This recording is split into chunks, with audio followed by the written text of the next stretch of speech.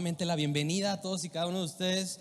Es un honor poder estar aquí con ustedes compartiendo la palabra. Estoy muy nervioso. El primer culto duré mucho más tiempo de lo que estoy acostumbrado a durar. Entonces, no sé, no quiero quitarles la tranquilidad, pero a lo mejor como a las 2:30 vamos a salir. Pero yo soy el que va a estar nervioso. Ustedes tengan tranquilidad y pues vamos a iniciar, ¿verdad? Rápido, ya no perdemos tiempo y a lo mejor salimos antes. Abre tu Biblia ahí en Marcos capítulo 15. Como comentaba el pastor, estamos escasos 3 sermones, incluyendo el de hoy, de concluir el estudio en el Evangelio de Marcos. Prácticamente nos llevó más de 1 año y medio. O sea, si tú recapitulas cuando iniciamos esta serie, nuestro pastor Héctor estaba iniciando a inicios del año 2024 y mira que ya estamos en julio 2025 y aún estamos estudiando la carta del Evangelio de Marcos.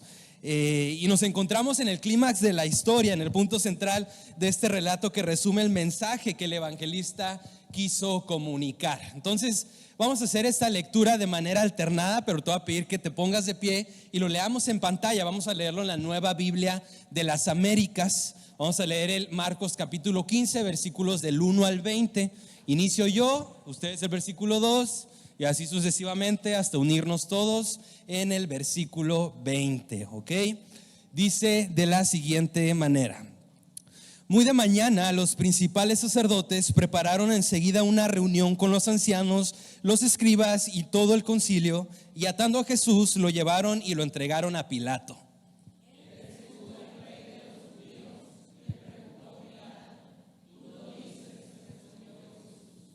Y los principales sacerdotes lo acusaban de muchas cosas.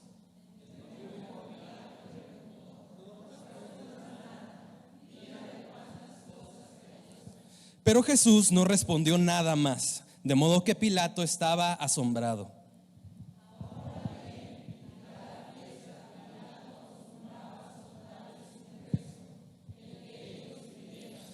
Y uno llamado Barrabás había sido encarcelado con los rebeldes que habían cometido homicidio en la insurrección.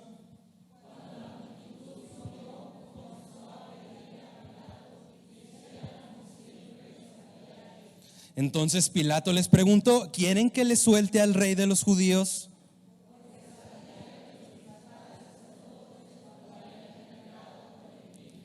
Pero los principales sacerdotes provocaron a la multitud para que le pidieran que en vez de Jesús le soltara a Barrabás.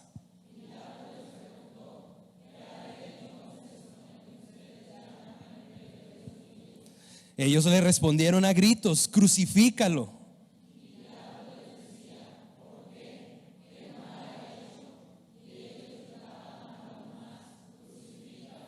Pilato, queriendo complacer a la multitud, le soltó a Barrabás y después de hacer azotar a Jesús, lo entregó para que fuera crucificado.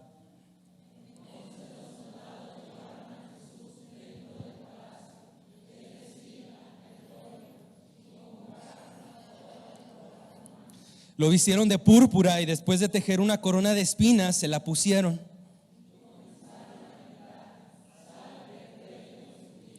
Le golpeaban la cabeza con una caña y le escupían, y poniéndose de rodillas le hacían reverencias.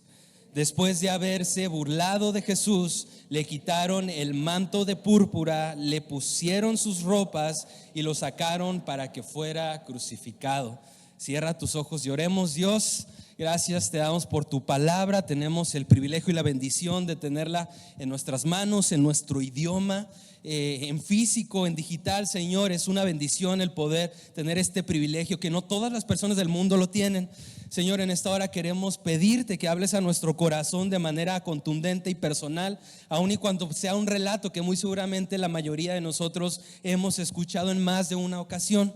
Señor, que tú hagas algo personal en nosotros, nos hagas entender lo que tú quieres hablarnos el día de hoy, y que tu siervo pueda comunicar tu evangelio de forma clara y sencilla, y que tú seas glorificado a través de ello. En el nombre de tu Hijo Jesús, amén. Puedes tomar tu lugar. Jesús o Barrabás es el título de este sermón, y al llegar a este punto de la historia donde Jesús finalmente es sentenciado a muerte porque tenía que sentenciarlo, es decir, a través del gobierno romano por obra de Poncio Pilato. Yo creo que es muy oportuno e importante el que tú y yo podamos recordar que más allá de que pareciera que los malos, los antagonistas, los enemigos de Jesús están saliendo con la suya, más bien tú y yo podamos traer a nuestra mente que en realidad todo está obedeciendo a un plan redentor que es glorioso y que se está llevando a cabo tal y como Dios lo había planeado desde el principio. Esto no quiere decir que Jesús no doliera, no sintiera la humillación, el dolor que implicó todo el proceso de su crucifixión, o lo que llamamos la pasión de Cristo. Pero quiero que reconozcamos o traigamos a nuestra memoria que en realidad Jesús sabía a qué iba. Jesús sabía qué iba a pasar, cómo iba a pasar, e incluso se lo había comentado a sus discípulos. Allá en Marcos capítulo 10 lo veíamos unos sermones antes de que Jesús hiciera su entrada triunfal a Jerusalén. Dice Marcos capítulo 10 versículos 33 y 34 de la siguiente manera. Dice, Jesús le dice a sus discípulos: ahora subimos a Jerusalén. Era ese domingo de Ramos, lo que tradicionalmente conocemos como Domingo de Ramos, donde Jesús hace su entrada triunfal a Jerusalén, y hay gente recibiéndolo y aclamándolo como su Mesías. Puedes darle a la que sigue, por favor. Ahí viene el versículo clave que estoy mencionando. Ahora subimos a Jerusalén, y el Hijo del Hombre, Jesús hablando acerca de sí mismo, les dice: va a ser entregado a los principales sacerdotes y a los escribas. Eso ya pasó, ya lo vimos. Cuando Jesús está orando en el huerto de Getsemaní, llega Judas, puesto que se había aliado con la autoridad religiosa de ese entonces, y había vendido a Jesús por 30 monedas de plata. Entonces Judas llega, besa a su maestro en la mejilla y lo identifica como su maestro. Entonces llegan los soldados, los policías del templo, lo arrestan y lo llevan a juicio. Eso ya lo vimos, hablamos de ello hace algunas semanas.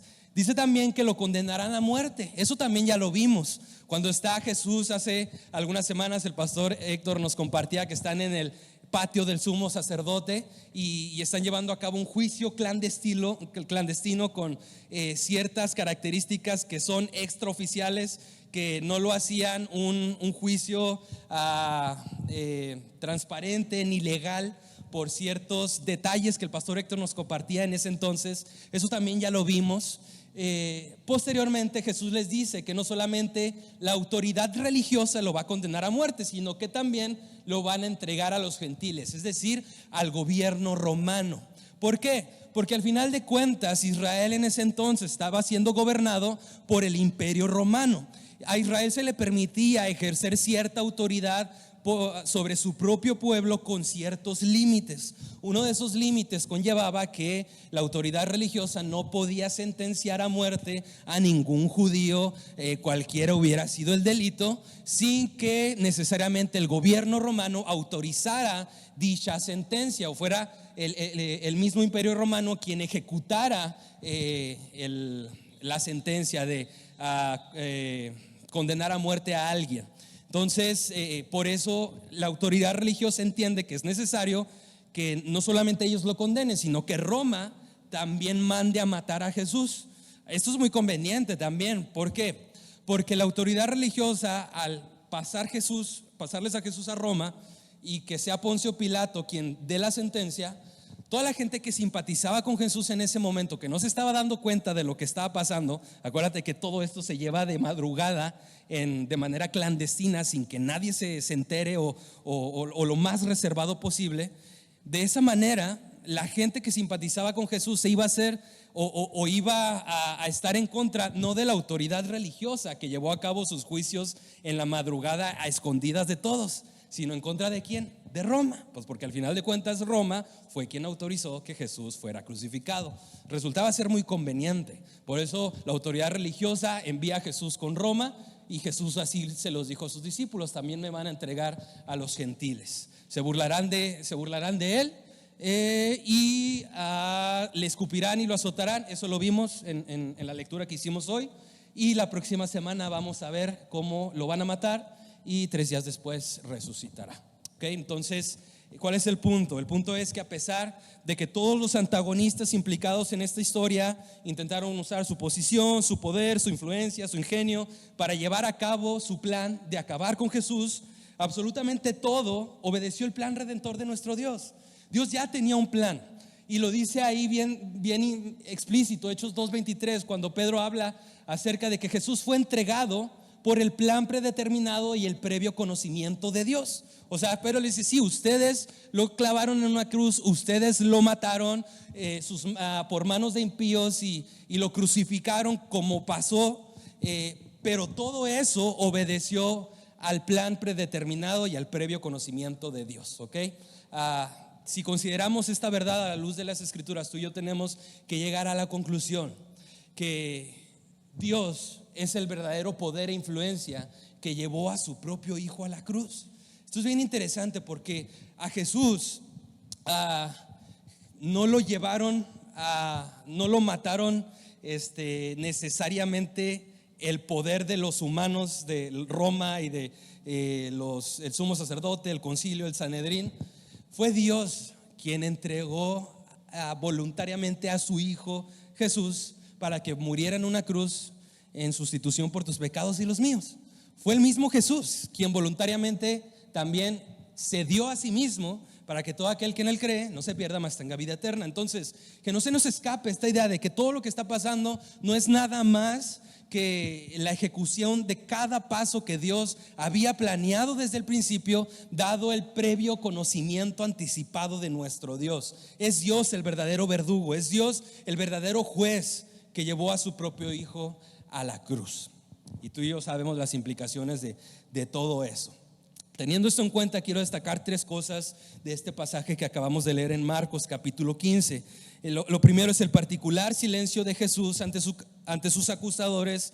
En segundo lugar, la irónica comparación de Jesús con Barrabás. Y finalmente, el sarcástico homenaje real de Jesús. Entonces iniciamos con la primera parte que tiene que ver con el particular silencio de Jesús ante sus acusadores.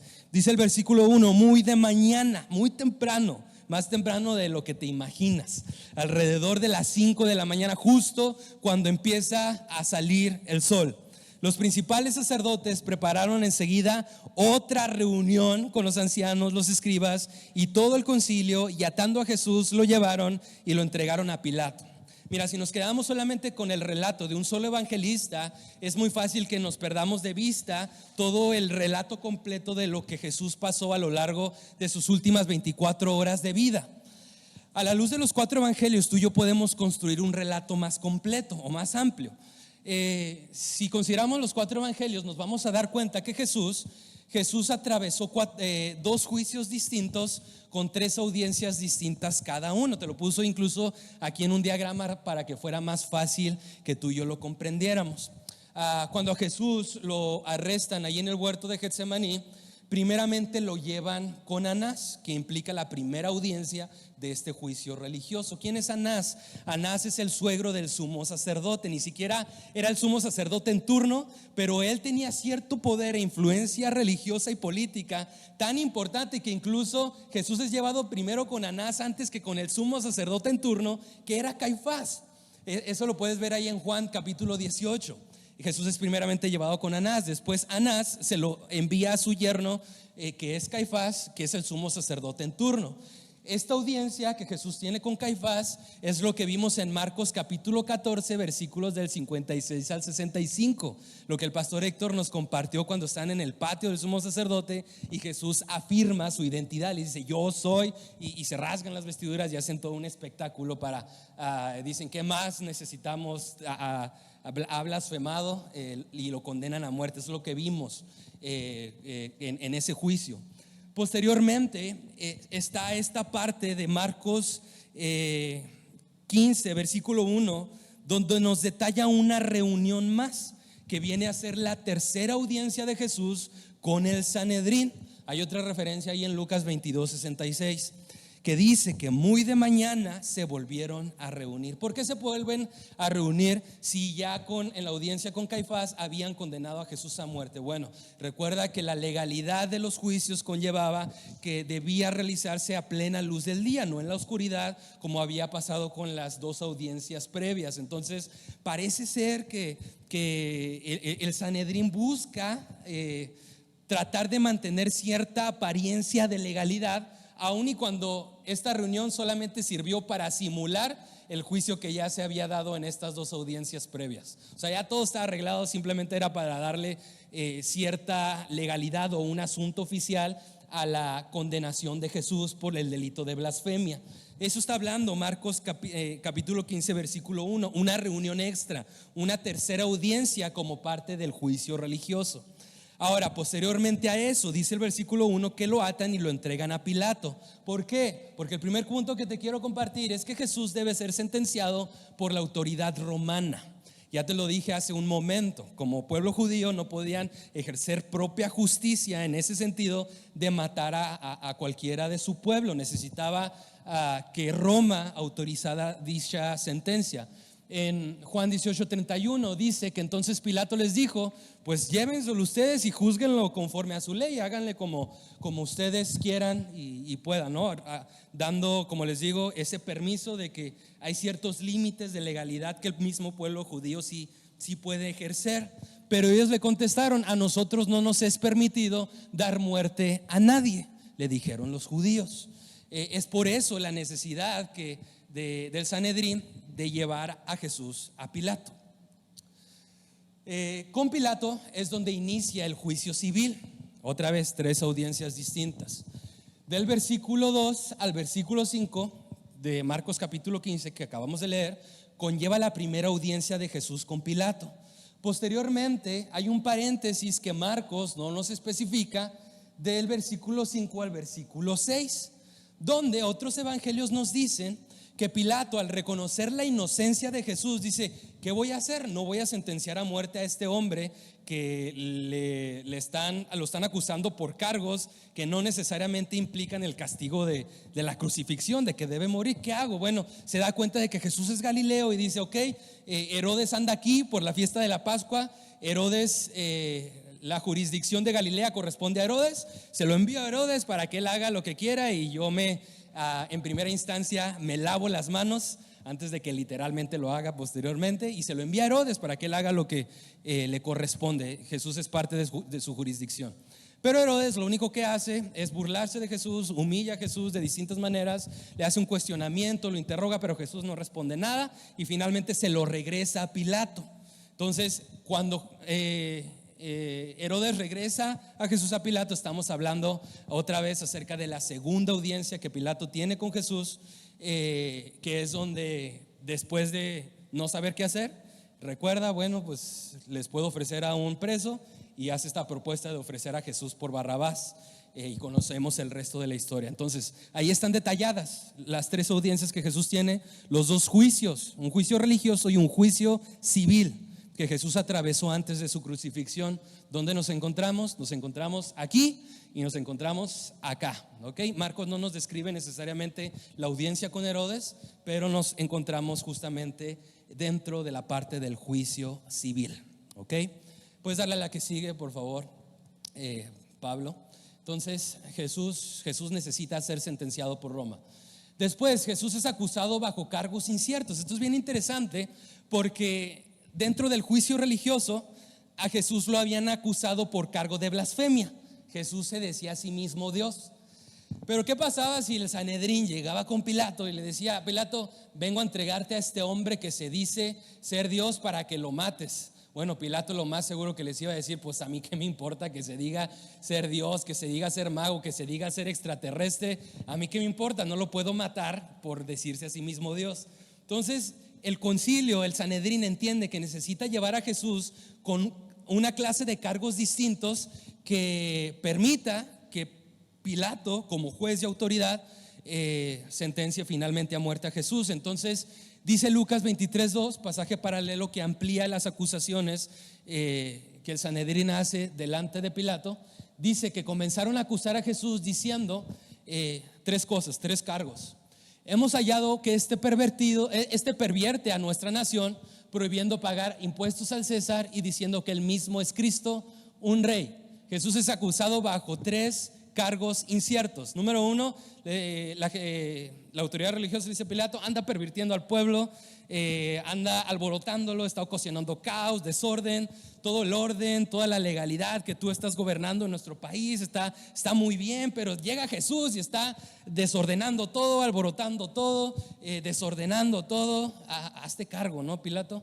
Después de todo, Pilato, su principal responsabilidad dentro de esa fiesta de la Pascua, recuerda que están en Jerusalén y hay multitud de gente, su principal responsabilidad es mantener al pueblo quieto, es que no vaya a haber insurrecciones como en el caso de Barrabás y los rebeldes que dice ahí Marcos.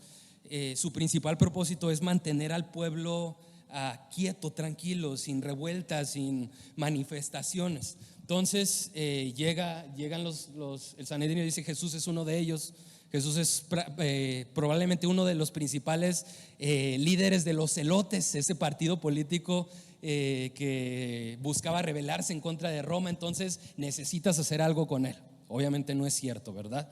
La segunda cosa que les dice: anda prohibiendo pagar impuestos. Bueno, eso tampoco no es cierto.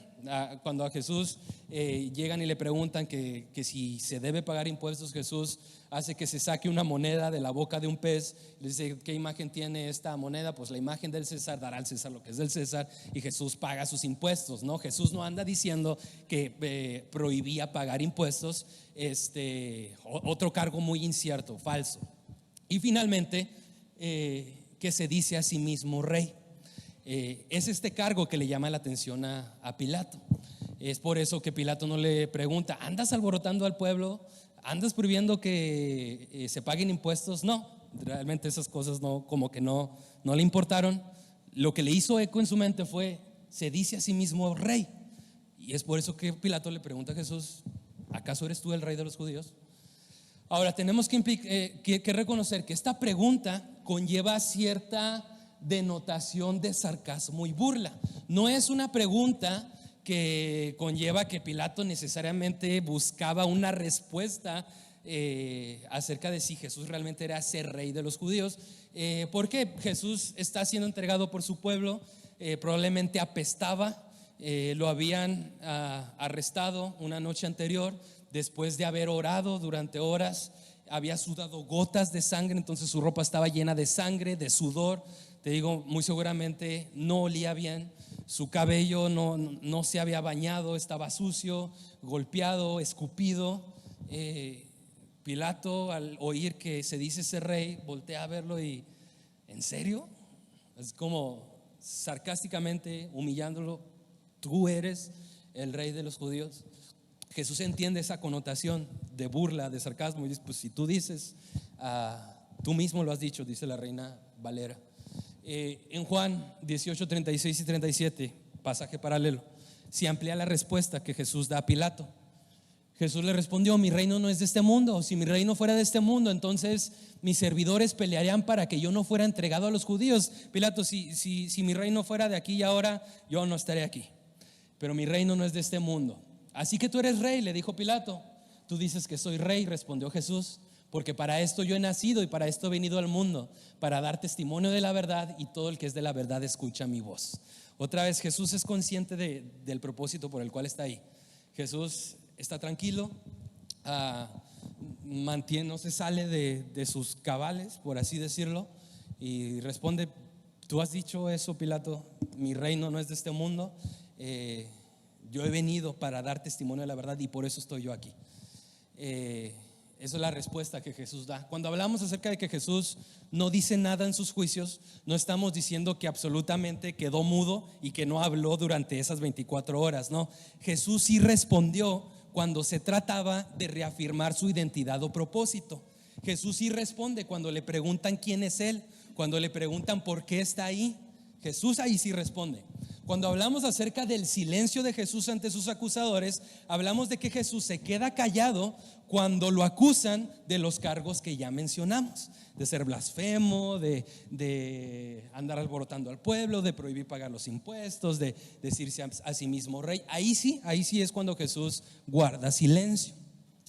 ¿Puedes darle a la que sigue, por favor? Entonces Jesús guarda silencio ante sus acusadores, porque Pilato, al escuchar todo esto, lo leímos ahí en los versículos 4 y 5, le dice: Jesús, yo sé que eres inocente, yo sé que exageran. ¿No vas a contestar? ¿No vas a defenderte?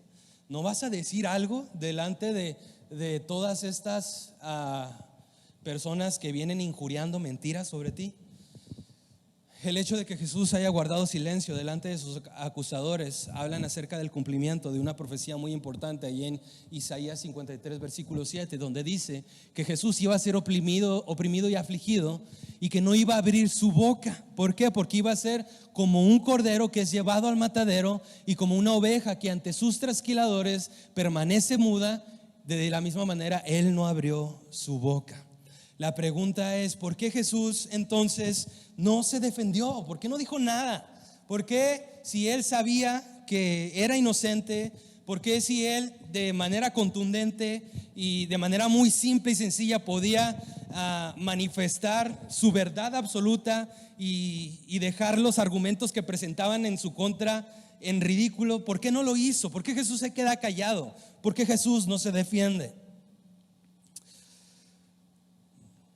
La respuesta es que porque a pesar de Jesús ser inocente de todos los delitos que lo acusaban, Jesús sabía que en la cruz Él debía representar a personas como tú y como yo, que evidentemente no lo éramos.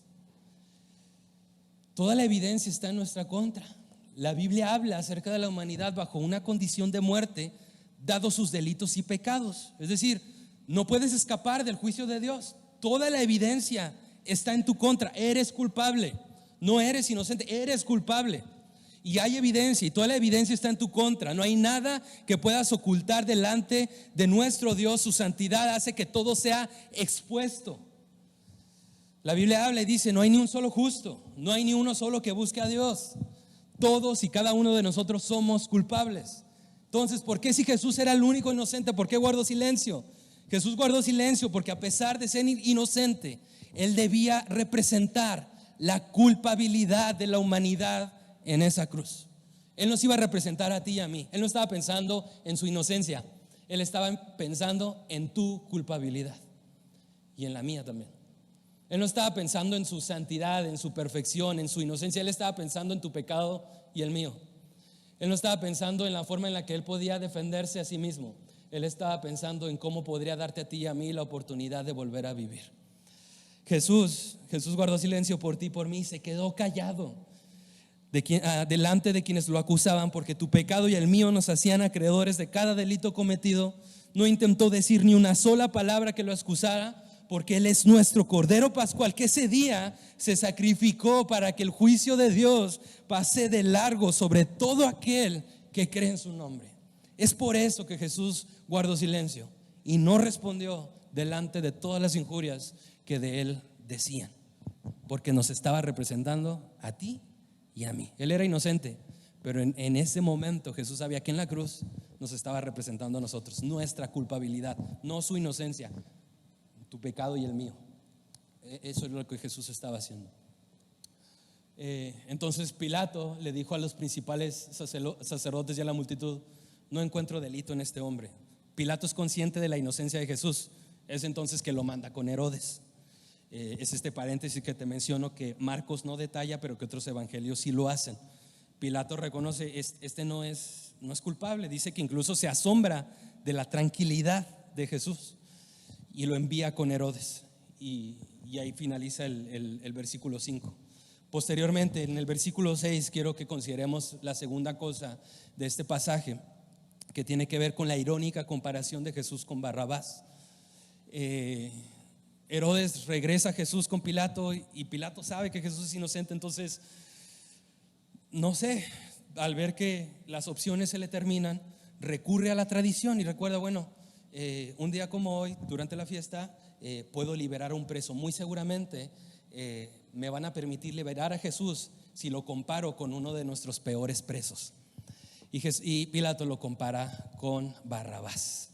Primeramente dice Lucas 23, 14 y 15: me han presentado a este hombre como uno que incita al pueblo a la rebelión, pero habiéndolo interrogado yo delante de ustedes, no he hallado delito en este hombre de las acusaciones que hacen contra él. Otra vez Pilato, no me cae el 20 de las cosas por las cuales ustedes acusan a este hombre.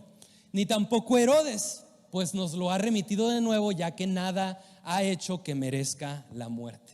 Es entonces que propone, ok, si les digo que tengo a Barrabás, uno de los peores criminales que en este momento tengo en una celda, muy seguramente van a preferir que les suelte a Jesús. ¿Quién es Barrabás? Barrabás es un personaje del cual hablan los 4 evangelios, pero que no necesariamente tenemos una descripción detallada y amplia. Hay ciertas cosas que podemos saber acerca de Barrabás. Número 1, Barrabás estaba encarcelado. ¿Qué quiere decir eso? Quiere decir que Barrabás ya había sido enjuiciado y ya había sido condenado, es decir, ya había pasado su proceso judicial y ya solamente estaba esperando su condena. ¿Cuál había sido su delito? Marcos nos dice que había cometido homicidio, es decir, es un asesino. Y bajo la ley romana, parte de los castigos que implicaba el homicidio tenía que ver también con la crucifixión. Algunos comentaristas, esto es bien interesante, algunos comentaristas dicen que la cruz que Jesús cargó en realidad era la cruz que realmente iba a cargar Barrabás. No sabemos si fue así o si en realidad solamente es un mito o una leyenda, pero lo que sí podemos reconocer es que Barrabás está encarcelado y que muy seguramente su condena es la muerte. ¿Por qué? Porque su delito fue el homicidio. ¿Qué otra cosa nos dice de Barrabás? Que posiblemente era un partidario del partido de los celotes.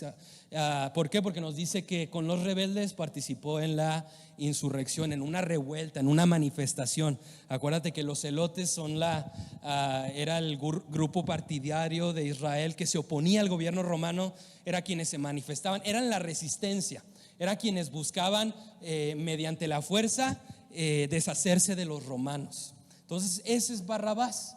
Entonces, cuando Pilato hace esta comparación absurda de Jesús con Barrabás, Pilato lo que está esperando es una respuesta positiva de parte de la multitud. O sea, Pilato no está diciendo esto en serio. Pilato sabe que es una comparación absurda, es una comparación incoherente, es una comparación ilógica. ¿Cómo vas a preferir que te suelte a Barrabás, quien es el verdadero peligro, en vez de soltarte a Jesús, el buen maestro, que no ha hecho nada más que sanar enfermos, curar leprosos, levantar paralíticos, sacar demonios? ¿Cómo vas a preferir tener de vecino a Barrabás que al famoso maestro Jesús, hacedor de milagros?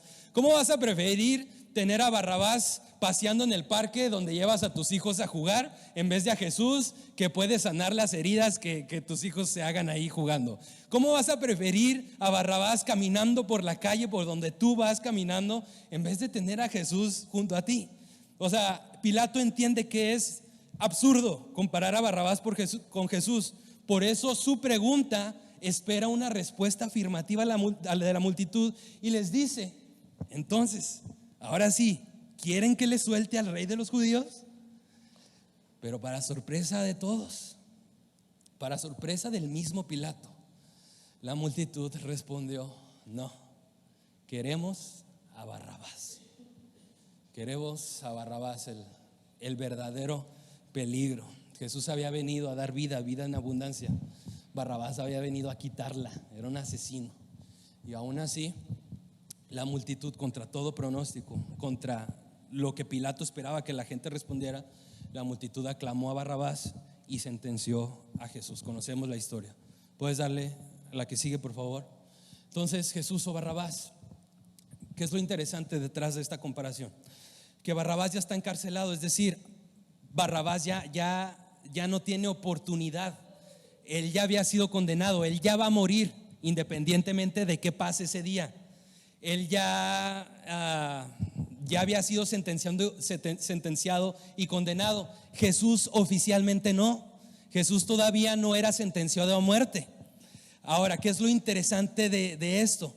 Que la balanza se inclina en favor de Barrabás, porque Barrabás, sin tener oportunidad alguna de ese día, ve un destello de esperanza, y debemos reconocer que la vida de Barrabás empieza a considerar la posibilidad de su libertad, dependiendo de que condenen a Jesús.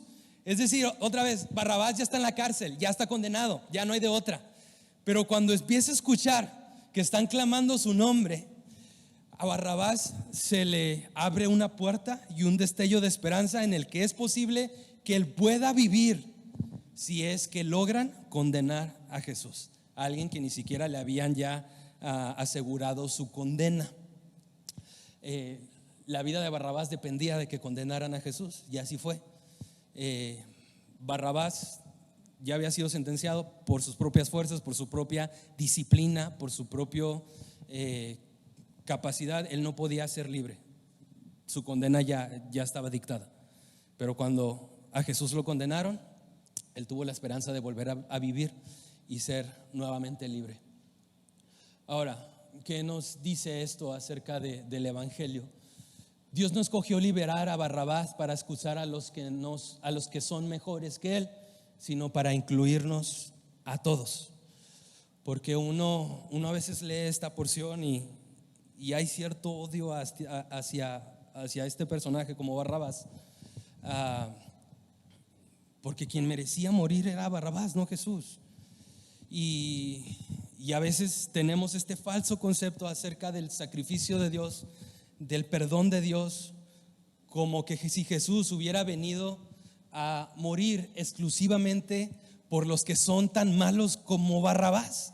Y sí, los que necesitan perdón son los asesinos, los violadores, los ladrones, los delincuentes más buscados del planeta. Pero yo, que moralmente hablando, en comparación con Barrabás, yo no estoy tan mal. Pero en la providencia de Dios, este personaje aparece en este relato para incluirnos a todos. Porque cuando tú y yo nos comparamos con Barrabás, muy seguramente todos aquí en este edificio salimos aprobados. Y obviamente salimos mejor que él. Pero el punto de referencia no es Barrabás. El punto de referencia es Jesús. Y cuando tú y yo nos comparamos con Jesús y nos ponemos en ese lugar que Barrabás ocupó, delante de la santidad, de la perfección y de la inocencia de nuestro Señor, tú y yo estamos fritos. Y de la misma manera que Barrabás estaba condenado a morir, tú y yo estábamos condenados a la misma sentencia de muerte. ¿Por qué? Porque pecamos, y como lo dije hace un momento, toda la evidencia estaba en nuestra contra. No teníamos esperanza. ¿Cuál es nuestra esperanza? Pues que condenen a Jesús, para que de esa manera el castigo que yo debía pagar, Él lo pague por mí y yo pueda tener la oportunidad de ser libre. Después de todo, ese es el evangelio. El evangelio es: todos son culpables, pero también todos pueden ser perdonados. Dice primera de Pedro 3:18: porque también Cristo murió por los pecados una sola vez, el justo por los injustos. Jesús por nosotros, Jesús por Barrabás, Jesús por Eric, Jesús por el hermano Víctor, Jesús por Mario, Jesús el justo por los injustos.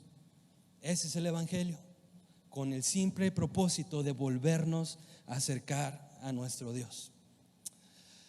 Jesús o Barrabás fue la comparación que Pilato propuso. Finalmente, puedes darle a la que sigue. ¿Qué pasó? Condenaron a un hombre justo. La sentencia más absurda que tú y yo vamos a encontrar a lo largo de las Escrituras, y muy seguramente en toda la historia de la humanidad. ¿Por qué digo que es absurdo? Porque Pilato, siendo el juez y reconociendo la inocencia de Jesús, aún así lo condena. Pilato dice: este hombre es inocente, pero mátenlo. Absurdo. ¿Qué clase de juez ejecuta un juicio como ese? Dice Mateo 27, 24 y 26, viendo Pilato que no conseguía nada, dice que 3 veces les insiste, les dice: hey, pues ¿qué ha hecho Jesús para que lo quieran matar? Mejor llévense a Barrabás. 3 veces les insiste. Pero Pilato, viendo que no consigue nada, sino que más bien se estaba formando un tumulto, una revuelta, tomó agua y se lavó las manos delante de la multitud diciendo: soy inocente de la sangre de este justo, allá ustedes. O sea, Pilato, este hombre es justo, es inocente, no merece morir, pero bueno, allá ustedes. Y lo entrega para que lo maten. La respuesta del pueblo es aún más estremecedora, porque todo el pueblo contestó a una sola voz: caiga su sangre sobre nosotros y sobre nuestros hijos, sobre toda nuestra generación. O sea, es estremecedor el considerar cómo esa gente, a los pies de donde tenían a Jesús, declaran con tal seguridad: si este hombre es el Hijo de Dios y es inocente y lo matamos, que el castigo de ese delito caiga sobre nosotros, que nuestras manos se llenen de su sangre, y no solamente las nuestras, sino la de nuestra descendencia. Entonces le suelta a Barrabás, y después de hacer azotar a Jesús, lo entrega para que lo crucifiquen. 2 características bien importantes acerca de Pilato. Pilato es un hombre muy temeroso y supersticioso. Antes de que Pilato entregue a Barrabás y a Jesús,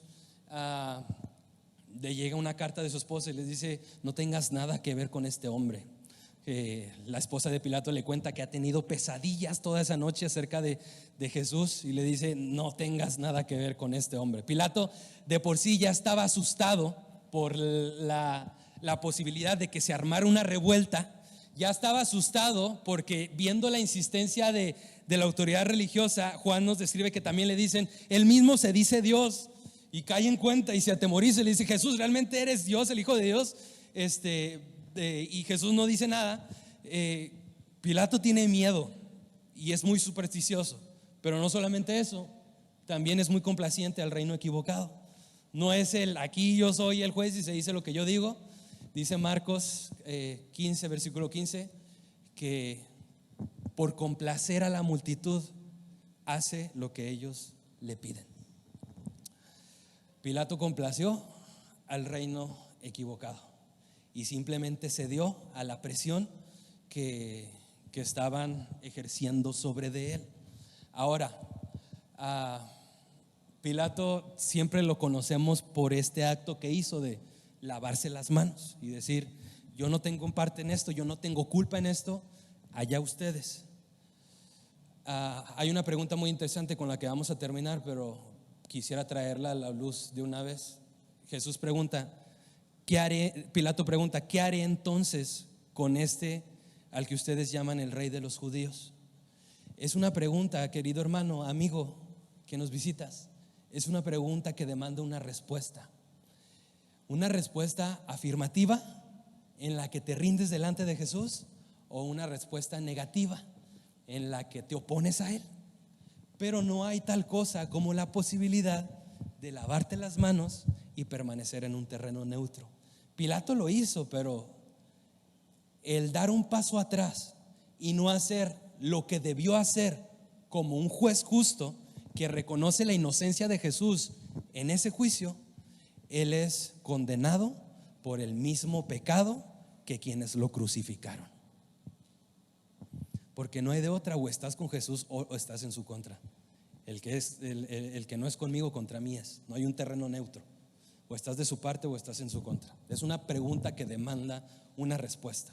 Pilato creyó que no tenía que contestar y que simplemente se iba a hacer a un lado y que iba a permanecer en un terreno neutro, donde no tenía que dar ni una respuesta afirmativa ni una respuesta negativa, sino en un terreno gris, inocente y sin culpa alguna. Pero no es así.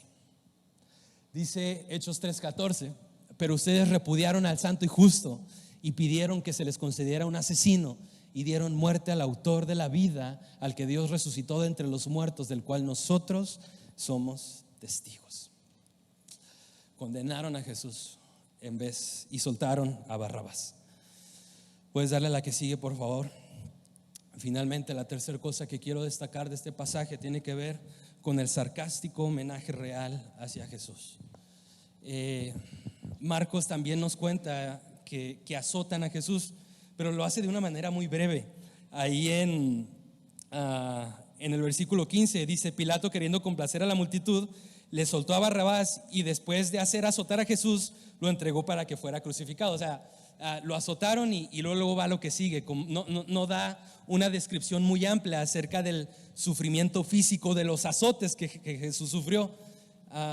Obviamente en las películas y en esas cosas sí hay mucho hincapié en ver el sufrimiento físico de Jesús detrás de su proceso de su crucifixión, pero Marcos parece estar más interesado en describir la humillación emocional que Jesús sufrió a lo largo de este proceso, porque nos habla acerca de una descripción muy detallada de cómo humillaron a Jesús utilizando ciertos simbolismos de homenaje hacia un rey, pero de manera sarcástica e irónica hacia Jesús. Dice que lo vistieron de púrpura. A la realeza, el color púrpura era un color que simbolizaba eso, la realeza, la superioridad en el sentido de autoridad. Le pusieron una corona de espinas que se asemejaba a esa corona de hojas de ramas laurel que el César siempre tenía sobre su cabeza. Lo golpeaban en la cabeza con una vara, que también era un simbolismo de un centro real. Dice que también se postraban, obviamente sarcásticamente, delante de Jesús y lo honraban como comúnmente se hacía delante de la autoridad, y le decían: salve, rey de los judíos. Toda una humillación, todo un espectáculo delante de alrededor de 600 soldados romanos. Porque no dice Marcos que es llevado al pretorio y que ahí está toda la cohorte romana. Una cohorte romana implicaba a una multitud de 600 soldados. Están armando un circo ahí delante de todos y cada uno de ellos. Está Jesús en medio, se están burlando de él, y hay 600 soldados romanos a su alrededor riéndose y humillando a Jesús de una manera que muy seguramente nuestra mente no alcanza a imaginar ni a concebir. ¿Qué nos dice esto acerca del sacrificio que Jesús hizo por ti y por mí?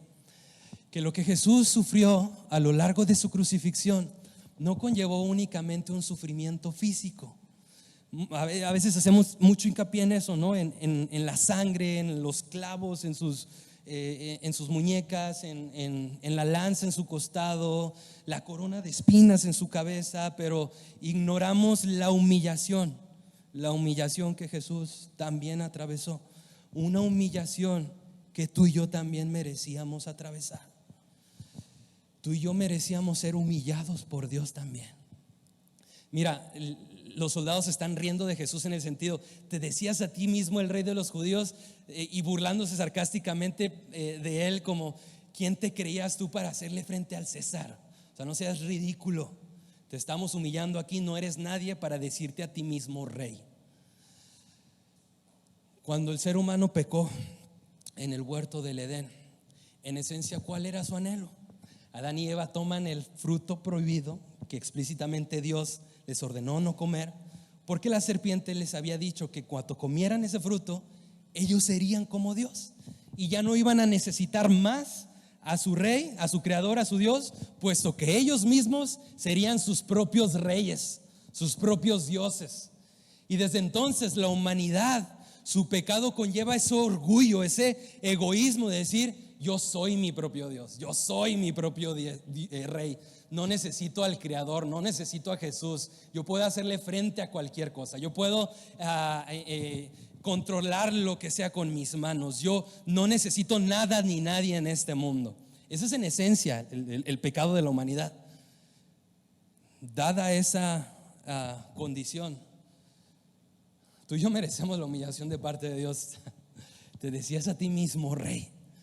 Mira, estás llorando porque no puedes completar tus finanzas, mira cómo estás sufriendo por tus relaciones familiares que están rotas, mira cómo estás en el hueco, en lo más sucio por tus malos hábitos, tus adicciones, mira dónde te han llevado.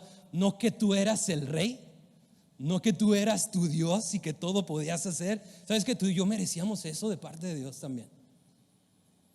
Y no Dios burlándose de una manera vengativa, sino como dice Proverbios 1, cuando dice: por cuanto no escucharon la sabiduría que clamaba por las calles, y dice: ese día también la sabiduría se va a burlar de ustedes, en el sentido de que la verdad triunfa por sobre la mentira que tú tanto defendiste. Tú y yo merecíamos eso también, que Dios nos humillara y se burlara de nosotros de la misma manera que los soldados romanos se burlaron de Jesús. Y Jesús también aceptó ese castigo por ti y por mí. Un predicador, Spurgeon, tiene este comentario y dice: mira ese manto escarlata, es una imitación despreciativa de la púrpura imperial, la cual utiliza un rey. Mira sobre todo la corona puesta sobre su cabeza. Tiene rubias sobre esta, pero las rubias están compuestas por su propia sangre, forzadas a través de sus benditas sienes por crueles espinos. Mira, le dan homenaje, pero el homenaje es su propia sucia saliva, la cual corre por sus mejillas. Ellos doblan su rodilla delante de él, pero únicamente es para burlarse. Ellos le saludan con el clamor: salve rey de los judíos, pero es hecho con desdén. ¿Hubo alguna vez alguna aflicción como la de él?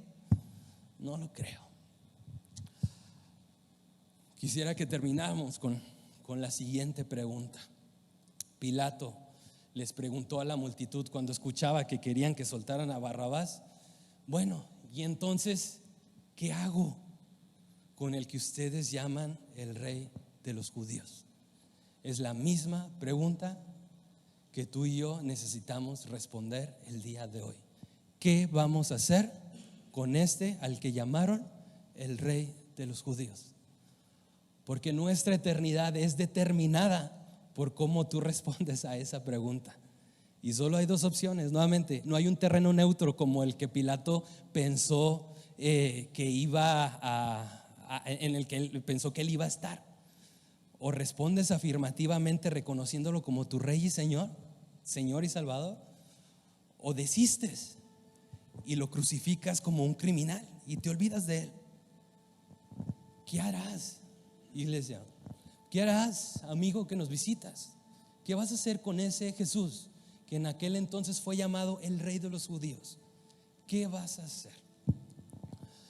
En la semana, cuando estábamos compartiendo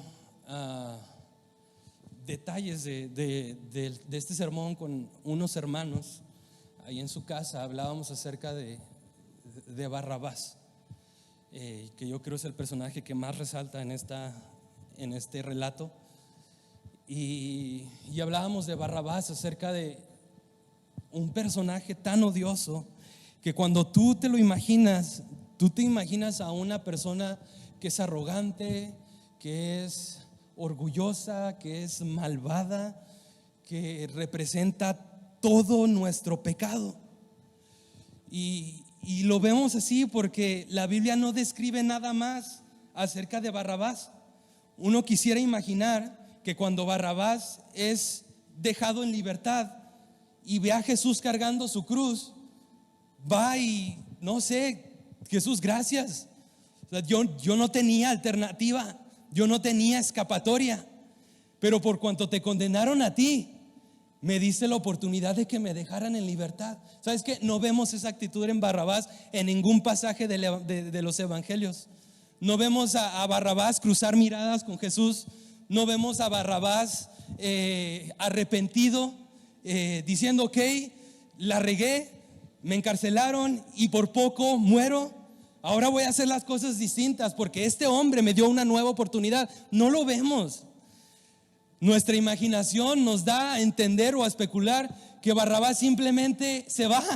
Y cuando escucha su nombre, que la multitud lo aclama, su ego se manifiesta, su autoestima se va hasta los cielos y sale: sí, mi pueblo me adora, me aclama. Y él ni siquiera sabe ¿qué es lo que verdaderamente está pasando?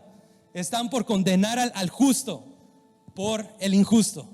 Y él simplemente se va delante de la multitud y no sabemos si volvió a hacer las mismas cosas o se arrepintió y reafirmó el camino. No sabemos. Pero cuando tú y yo imaginamos a Barrabás así me lo imagino y lo odio. Lo odio porque Jesús, condenaron a Jesús siendo el justo, declarándolo inocente. Y nos preguntábamos, ¿cómo es la apariencia de Barrabás? ¿Cómo pudo ser la apariencia de Barrabás? Y traje un retrato de cómo pudo haber sido la apariencia de Barrabás. Y cuando la veo, mi corazón no puede evitar romperse en pedazos, porque me parezco más a Barrabás de lo que quisiera yo admitir. Mira, este es Barrabás. Este es Barrabás. Puedes ver tu reflejo en ese espejo y darte cuenta que de la misma manera que Barrabás fue liberado, Jesús murió para que tú y yo pudiéramos vivir. Y de la misma manera que el pecado trae consecuencias, tú y yo estábamos en esa celda sin oportunidad de que nuestra libertad volviera a ser una posibilidad en nuestras vidas, y no podíamos quitarnos las esposas de las consecuencias de nuestro pecado en nuestras vidas, de nuestra familia, ni nada por el estilo. Necesitábamos que condenaran a alguien más por mí, y eso fue lo que pasó, y es lo que necesitamos hacer el día de hoy, que te adentres dentro de la historia y empieces a verlo de manera personal. ¿Sabes qué significa Barrabás? La primera parte viene del arameo que es bar, que significa hijo, y la segunda parte es abá, que significa padre. Barrabás significa hijo del padre. No solamente nos parecemos a Barrabás en el sentido de la culpa que tú y yo tenemos y que merecemos morir y ser crucificados en vez de Jesús, sino que tú y yo podemos parecernos también a Barrabás en el sentido del significado de su nombre. Porque cuando tú y yo creemos en Jesucristo, ¿sabes qué? Dios, gracias, porque yo soy Raúl Barrabás. Algunos manuscritos dicen que Barrabás tenía un primer nombre, se llamaba Jesús Barrabás, Jesús hijo del Padre. Y gracias a Jesús yo puedo ser llamado Raúl Barrabás, Raúl hijo del Padre. Y tú puedes ser llamado también Rayo, hijo del Padre. Luis Emilio, hijo del Padre. Sara, hija del Padre. Leví, hijo del Padre. Que es nuestro anhelo, ¿no? Nuestro corazón, que nuestros hijos también un día lo reconozcan. El día de hoy esas oportunidades para ti también. No parecerte a Barrabás únicamente en la culpabilidad que tú tienes por merecer haber estado en esa cruz en vez de Jesús, sino que también puedes hacer realidad el significado de ese nombre y hacer tuyo ese nombre. Sí, yo también soy Barrabás, soy hijo de Dios. El segundo canto que cantábamos, cuánto amor nos ha derramado Dios, que nos ha hecho llamar hijos de Dios. Es ese amor que hace posible que tú y yo seamos llamados también Barrabás, hijos del Padre. Entonces la pregunta es, sigue siendo, ¿qué vas a hacer? ¿Qué vas a hacer entonces con al que llamaron el Rey de los Judíos? Cierra tus ojos. Señor, gracias te damos por tu palabra, porque es contundente, es clara, y podemos reconocer la culpa que merecía nuestro pecado. Perdónanos, Dios, porque a veces nos parecemos más a Barrabás de lo que estamos dispuestos a admitir. Señor, merecíamos esa cruz, éramos culpables, tú eras inocente. Nuestros delitos y pecados estaban en nuestra contra, toda la evidencia estaba en nuestra contra, delante de tu santidad, delante de tu perfección. Tu santo juicio implicaba que nosotros merecíamos morir, Pero tu sacrificio en la cruz nos dio ese destello de esperanza, nos quitó de las ataduras, nos quitó las cadenas que nos esclavizaban al poder del pecado y de la muerte, y nos dice la oportunidad de ser llamados tus hijos, nos dice la oportunidad de vivir, de ser verdaderamente libres. Gracias, Dios, porque hiciste realidad el significado de ese nombre, hijos del Padre. Señor, y en esta hora te quiero rogar por quienes aún no han respondido afirmativamente a esa pregunta. ¿Qué harás entonces con aquel a quien llamaron el Rey de los judíos? Sigue siendo la pregunta que define nuestro destino eterno. ¿Qué vas a hacer? ¿Qué vas a hacer tú que estás aquí? Si has reconocido afirmativamente que Jesús es tu Señor, gloria a Dios. Y yo espero que el meditar en estas cosas traiga a tu corazón un rebozo de gratitud, de amor, de compasión, de pasión por Dios aún mayor. Pero si has respondido negativamente, lamento el hecho de que tú seas ese Barrabás que imaginamos que simplemente se va y no vuelve a ver a Jesús y desprecia la oportunidad que Él compró a precio de sangre. No dejes pasar esta oportunidad, amigo, que estás aquí. Jesús te ama más de lo que cualquier persona podrá hacerlo jamás. Te ama con un amor eterno, con un amor que no podemos calcular su anchura, su profundidad. No hay nada que nos pueda separar de ese amor. Solamente necesitas reconocerlo. Jesús murió por ti, por mí, el justo por los injustos. Y esa fue la ilustración del evangelio más clara que podemos ver en esta ocasión. Ese es Jesús, nuestro Dios, quien guardó silencio. Su silencio implicó que gritó a todos los horizontes que me crucifiquen a mí, para que ellos puedan tener la oportunidad de ser salvos. Jesús estuvo de acuerdo. Dios estuvo de acuerdo con matar a su propio hijo para darnos a ti y a mí la oportunidad de vivir. Responde a esa voz que te ha buscado desde antes de la fundación del mundo. Ya te conoce y Él vino a buscar y salvar lo que se había perdido. Él va y te busca hasta donde tú te encuentras. No huyas más, no huyas más. Él está dispuesto a abrazarte, a perdonarte y a asegurarte como parte de su familia, por cuanto Él ya pagó todo lo que tú y yo teníamos que pagar. Te amamos, Dios. Confirma esta realidad en los corazones de cada uno de los que estamos hoy aquí. En el nombre de tu Hijo Jesús. Amén.